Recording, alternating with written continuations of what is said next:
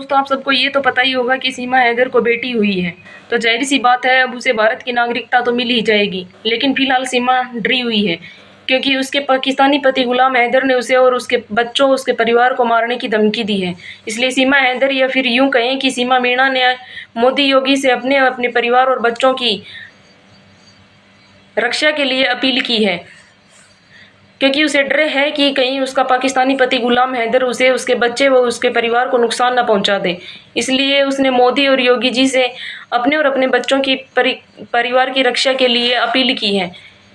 उसने मीडिया के सामने क्या कहा है वो भी हम आपको इस वीडियो में आगे दिखाएंगे, इसलिए वीडियो को पूरा जरूर देखें। और इस वीडियो पर आप सबकी क्या राय है वो भी हमें कमेंट करके जरूर बताएं। मतलब दिमाग की सोच उसकी इतनी गंदी है कि मेरी मासूम बच्ची जब पैदा हुई उसके लिए भी गंदी भाषा का प्रयोग कर रहा है।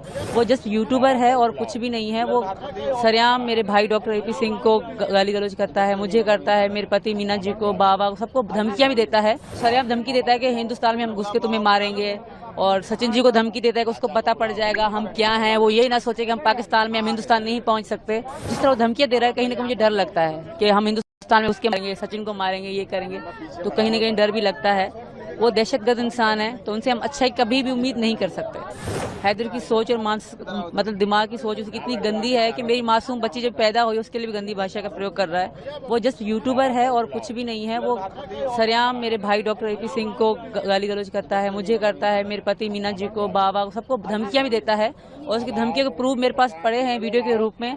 तो सरेआम धमकी देता है कि हिंदुस्तान में हम घुस के तुम्हें मारेंगे, और सचिन जी को धमकी देता है कि उसको पता पड़ जाएगा हम क्या हैं। वो यही ना सोचे कि हम पाकिस्तान में, हम हिंदुस्तान नहीं पहुंच सकते। तो बहुत गलत इंसान है, वो हमेशा रेगुलर धमकियां दे रहे हैं।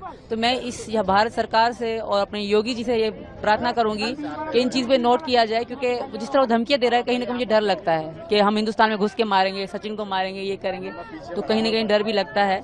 वो दहशतगर्द इंसान है, तो उनसे हम अच्छाई कभी भी उम्मीद नहीं कर सकते।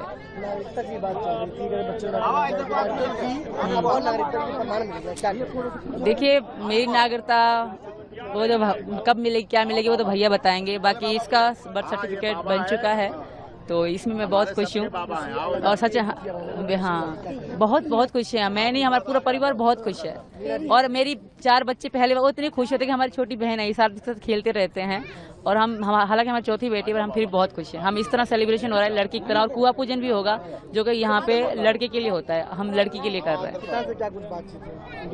मीना जी बहुत खुश हैं, और कभी कभी बैठे बैठे रोना शुरू कर देते हैं, कहते हैं विश्वास नहीं होता, कभी हम फोन पे थे, आज हमारी बेटी है।